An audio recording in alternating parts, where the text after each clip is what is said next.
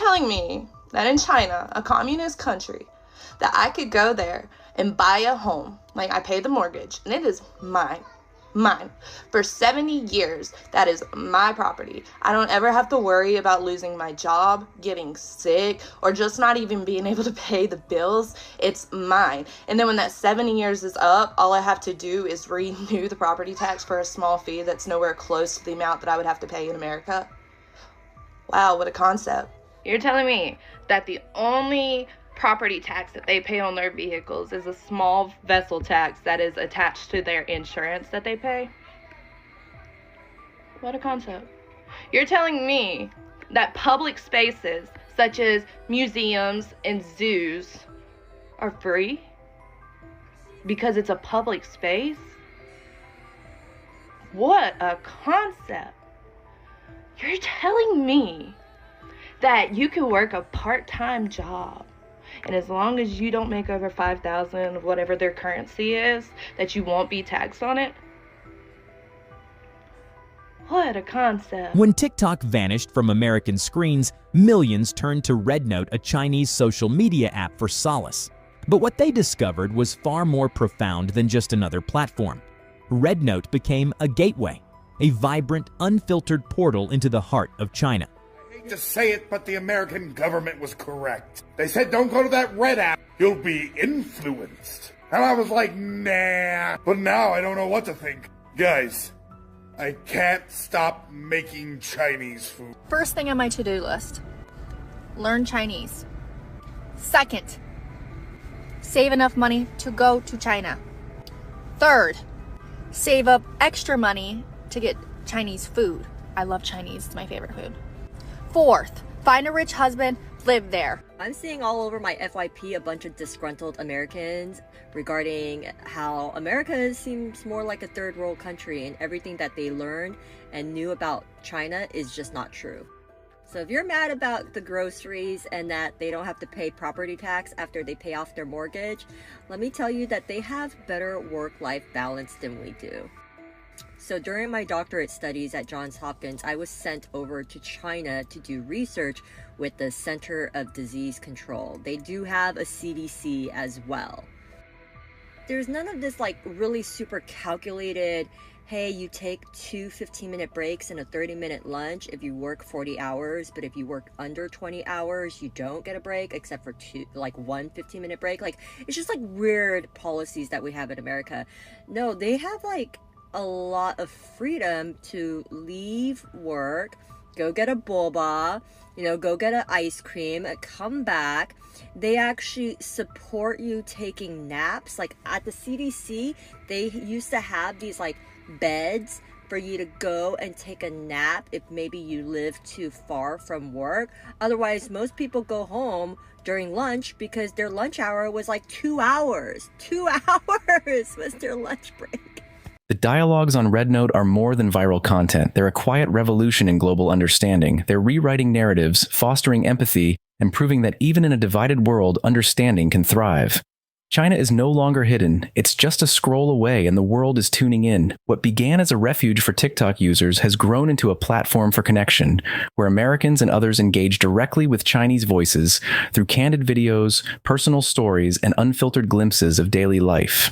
RedNote is breaking stereotypes and showcasing a China that's vibrant, complex, and deeply human.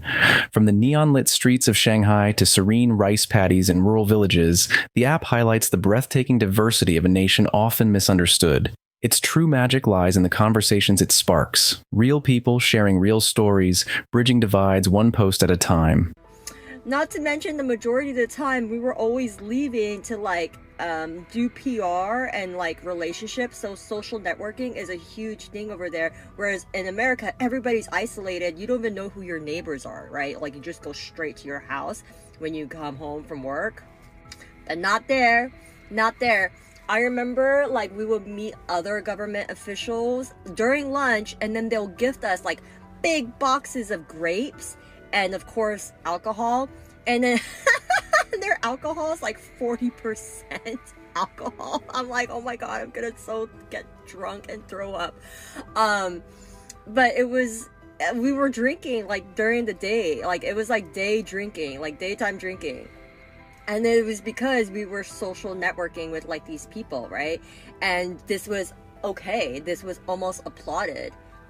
And there's always something to do after work. So you don't just go home and pass out and like, I don't know what else we do. Like, it's so toxic in America, but there's always something. So I just remember like flying LED kites like during the summer, you know, going to the river, yeah, just there's always like an activity, and that's also why they're so slim and they're so much more healthy, because you easily like, you don't just walk 5 miles, you know, the 10,000 steps that is recommended. Like, you walk like 10 miles a day. It's like just so easy to do. While tariffs and tech bans dominate headlines, RedNote's growing influence is quietly reshaping the political dynamics between the US and China. Amid escalating trade disputes and technological competition, the platform is fostering meaningful cross-cultural exchanges through real-time conversations and shared insights. RedNote is bridging divides that traditional diplomacy has often struggled to address. As millions of users from both nations connect on the app, it challenges the narrative of inevitable confrontation, creating a digital space for cooperation and mutual respect. This quiet yet profound evolution highlights how technology can transform geopolitical relationships, even amid ongoing tensions between these global giants. I'm a Chinese Canadian who grew up in Toronto. I came to China about 3 years ago, and I want to tell you some truth about it. When I first came here, I was really upset.